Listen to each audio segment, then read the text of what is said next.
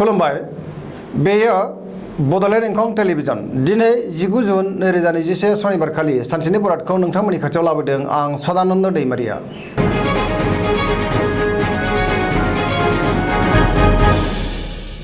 सिगां फरायनो लादों मेष राशि गिबि हांखो अ ल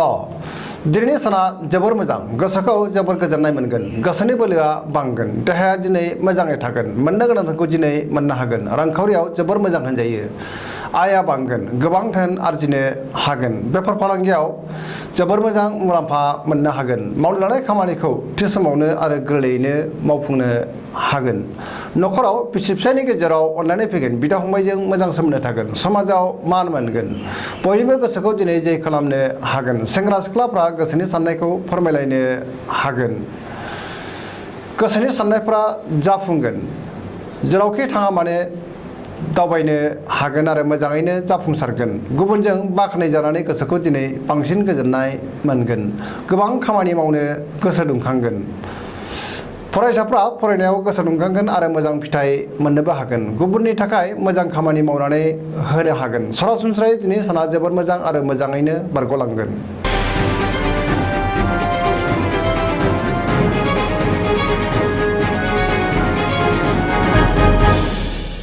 वृष राशि गिबि हांखो इ उ ब दिनैनि साना जोबोर मोजां गोसोनि साननाय आरो लुबैनायफोरा जाफुंजोबगोन गोसोखौ दिनै जोबोर गोजोननाय मोनगोन मावनो लानाय खामानिखौ थि समावनो आरो गोरलैयैनो मावफुंनो हागोन रांखावरियाव जोबोर मोजां होनजायो सिगांनि मोननो गोनां धोनखौ दिनै मोननो हागोन बेफार फालांगियावबो जोबोर मोजां मुलाम्फा मोननो हागोन आया बांगोन गोबां धोन आरजिनो हागोन नखराव बिसि फिसायनि गेजेराव अनलायनाय फैगोन बिमा बिफानि अननाय आरो बोरखौ मोननो हागोन बिदा फंबायनि हेफाजाब मोनगोन देहाया दिनै मोजाङै थागोन जायखि खामानि मावा मानो दिनै मोजाङैनो मावफुंनो हागोन सोरबा लोगोनिफ्राय मोजां खौरां मोनगोन गोसोआ दिनै जोबोर रमान्टिक जागोन बिमा बिफानि अननाय आरो बोरखौ मोननानै दिनै जोबोर गोजोननाय मोनगोन फरायसाफ्रा फरायनायाव गोसो दुंखांगोन आरो मोजां फिथाइ मोननोबो हागोन सोरबा लोगोनि हेफाजाब मोननो हागोन सरासनस्रायै दिनै साना जोबोर मोजां आरो मोजाङैनो बारग'लांगोन।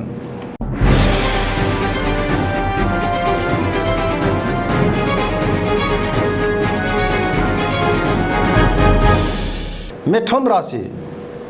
गिबि हांखो ख स दिनैनि साना बारा मोजां नङा सुथुरा बांगोन सोरजोंबा नांलाय खमलाय एबा एना एनि जानोबो हागौ गोसोआ दिनै जोबोर बेले बेजे जागोन सोरबा लोगोनिफ्राय गाज्रि खौरां मोननो हागौ देहाया दिनै मोजाङै थागोन अब्लाबो नाथाय जानाय लोंनायाव सांग्रां जानाया गाहाम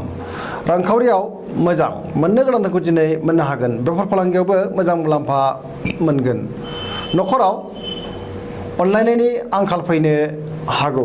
गोसोनि बोलोआ लोरबां जागोन बिदा फंबायजों मोजां सोमोन्दो थानाय नङा बिमा बिफानि आरो अननायफोरखौ मोननो गोब्राब जागोन गोसोनि साननायफोरा देबार नांगोन लाइमोनफोरा जोबोर आला खाला जागोन फरायसाफ्रा फरायनायाव गोसो दुंखांगोन आरो मोजां फिथाइ मोननोबो हागोन साननो हानाय गियाननि दिनै आंखाल फैनो हागौ।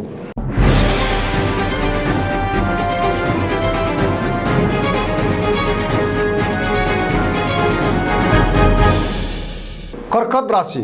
गिबि हांखो ड ड ह दिनैनि साना जोबोर मोजां समाजाव गोबां मान मोनगोन बिसि एबा फिसायजों अनजानानै गोसोखौ दिनै जोबोर गोजोननाय मोनगोन मावनो लानाय खामानिखौ थि समावनो आरो गोरलैयैनो मावफुंनो हागोन रांखावरियाव जोबोर मोजां मोननो गोनांखौ दिनै मोननो हागोन बेफार फालांगियावबो गोबां धोन आरजिनो हागोन मुलाम्फाया बांगोन देहाया दिनै मोजाङै थागोन अब्लाबो नाथाय जानाय लोंनायाव सांग्रां जानाया गाहाम गुबुननि हेफाजाब मोनगोन नखराव बिसि फिसायनि गेजेराव अनलायनाय फैगोन बिदा फंबायनि हेफाजाबखौ दिनै मोननो हागोन फरायसाफ्रा फरायनायाव गोसो दुंखांगोन आरो मोजां फिथाइ मोननोबो हागोन बहानिफ्रायबा मोजां खौरां फैगोन गुबुनजों गोरोबनो रोंगोन लाइमोनफोरा जोबोर रमान्टिक जागोन।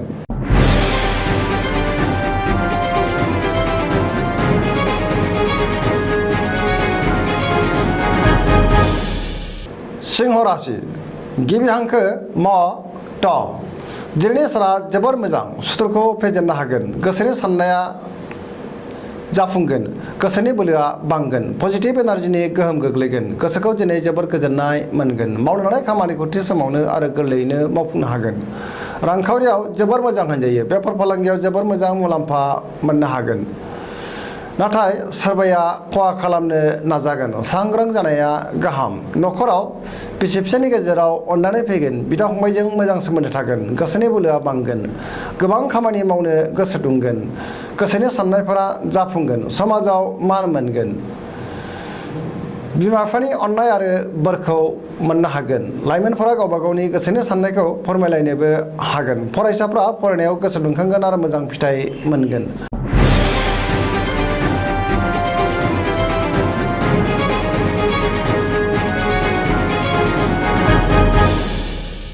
कन्या राशि गिबि हांखो प ट दिनैनि साना जोबोर मोजां गोसोनि बोलोआ बांगोन गोसोखौ जोबोर गोजोननाय मोनगोन सोरबा लोगोनिफ्राय मोजां खौरां मोनगोन गोबां खामानियाव मुखुब थानांगोन समाजाव गोबां मान सन्मान मोननोबो हागोन गुबुनजों गोरोबनानै मोजां खामानि मावनो हागोन गुबुननि थाखाय मोजां खामानि मावनानै दिनै मान सन्माना बांसिन जागोन गुबुननि गोसोखौ बोनो हागोन रांखावरियाव जोबोर मोजां होनजायो मोननो गोनांखौ दिनै मोननो हागोन अब्लाबो नाथाय खरसायाबो बांगोन बेफार फालांगियाव मोजां मुलाम्फा मोनगोन देहाया दिनै मोजाङै थागोन अब्लाबो जानाय लोंनायाव सांग्रां जानाया गाहाम नखराव बिसि फिसायनि गेजेराव अननानै फैगोन मावनो लानाय खामानिखौ थि समावनो आरो गोरलैयैनो दिनै मावफुंनो हागोन सेंग्रा सिख्लाफ्रा गोसोखौ जोबोर मोजां मोनगोन आरो बहानिफ्रायबा मोजां खौरां मोनगोन गोसोनि साननायफोरा जाफुंगोन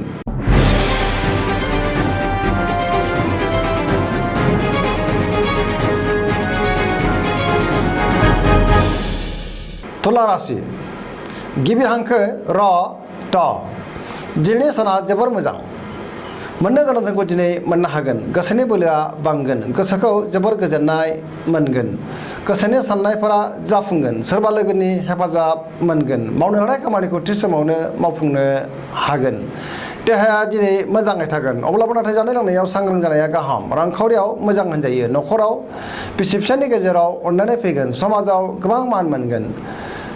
बेफार फालांगियावबो मोजां मुलाम्फा मोननो हागोन लोगोफोरनि हेफाजाबखौ दिनै मोननो हागोन सोरबा आगुनि लोगोजों बहाबा लोगो मोनज्लायगोन सिगांनि आद्रा खामानिखौ दिनै मावफुंनो हागोन गोसोआ दिनै जोबोर रमान्टिक जागोन सरासनस्रायै दिनै साना जोबोर मोजां आरो मोजाङैनो बारग'लांगोन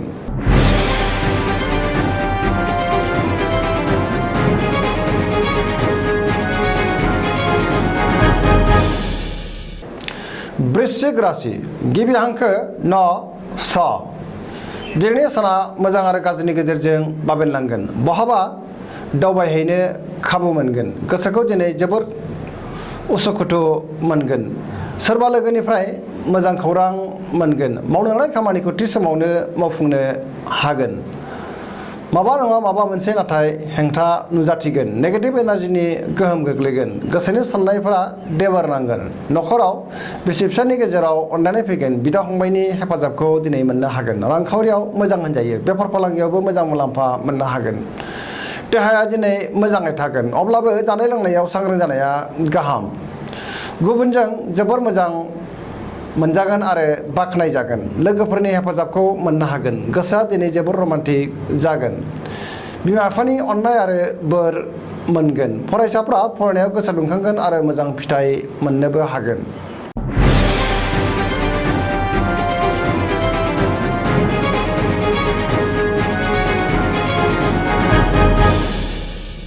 धनु राशि गिबि हांखो ध फ भ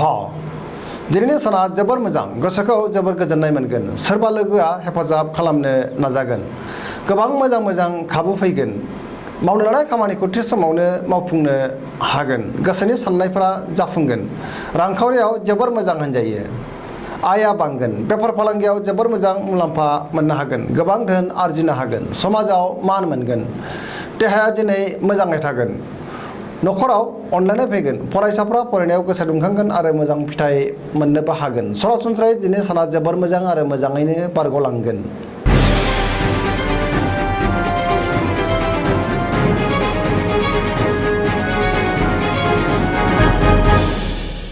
मकर राशि गिबि हांखो ख ज दिनैनि साना बारा मोजां नङा गोसोखौ जोबोर उसुखुथु मोनगोन देहाया दिनै बारा मोजां थानाय नङा जानाय लोंनायाव सांग्रां जानाया गाहाम गगा बायदिसिनाजों खस्थ' मोनगोन रांखावरियाव मोजां होनजायो मोननो गोनांखौ दिनै मोननो हागोन बेफार फालांगियाव मोजां मुलाम्फा मोननो हागोन न'खराव अननानै फैगोन गोसोनि बोलोआ बांगोन समाजाव गोबां मान मोननो हागोन सोरबा लोगोनिफ्राय हरखाबै गाज्रि खौरां मोननो हागौ सोरबा लोगोआ गाज्रि नोजोर होखोमागोन सोरजोंबा एना एनि जानोबो हागौ सांग्रां जानाया गाहाम।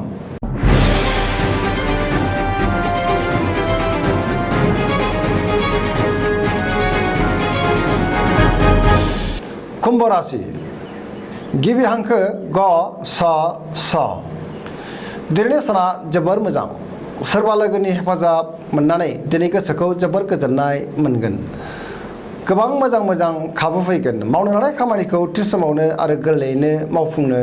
हागोन समाजाव गोबां मान मोनगोन रांखावरियाव जोबोर मोजां होनजायो बेफार फालांगियावबो जोबोर मोजां मुलाम्फा मोनगोन गोबां धोन आरजिनो हागोन देहाया दिनै मोजाङै थागोन न'खराव अनलायनाय फैगोन सोरबा लोगोनिफ्राय मोजां खौरां मोनगोन गोसोनि साननायफोरा जाफुंगोन सेंग्रा सिख्लाफोरा दिनै मोजां खौरां मोनगोन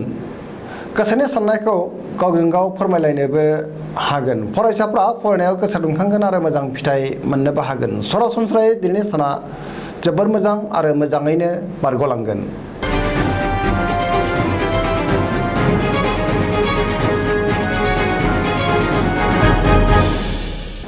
मीन राशि गिबि हांखो ड स दिनैनि साना जोबोर मोजां गोसोआ दिनै जोबोर रमान्टिक जागोन बहाबा दावबायहैनो एबा हान्थिनो खाबु मोनगोन गोसोखौ जोबोर गोजोननाय मोनगोन गुबुननि हेफाजाब मोनगोन गोबां मुलाम्फा मोननोबो हागोन गोसोनि बोलोआ बांगोन गावनि साननायखौ गुबुननो फोरमायनो हागोन देहाया दिनै मोजाङै थागोन रांखावरियाव जोबोर मोजां होनजायो मोननो गोनांखौ दिनै मोननो हागोन बेफार फालांगियावबो मोजां मुलाम्फा मोनगोन न'खराव बिसि फिसायनि गेजेराव अनलायनाय फैगोन बिदा फंबायजों मोजां सोमोन्दो थागोन मावनो लानाय खामानिखौ थि समावनो मावफुंनो हागोन जायखि खामानि मावा मानो दिनै मोजाङैनो आरो सांग्राङै मावफुंनो हागोन। दिनैनि राशि फरायनाया एसेनोसै जोबनायाव बेखौनो खावलायो जाहाथे नोंथांमोना सानफ्रामबो जोंनि बे बड'लेण्ड इंखं टेलिभिजनखौ नायबाय थायो आरो साबस्क्राइब खालामो एसेनोसै गोजोन्थों।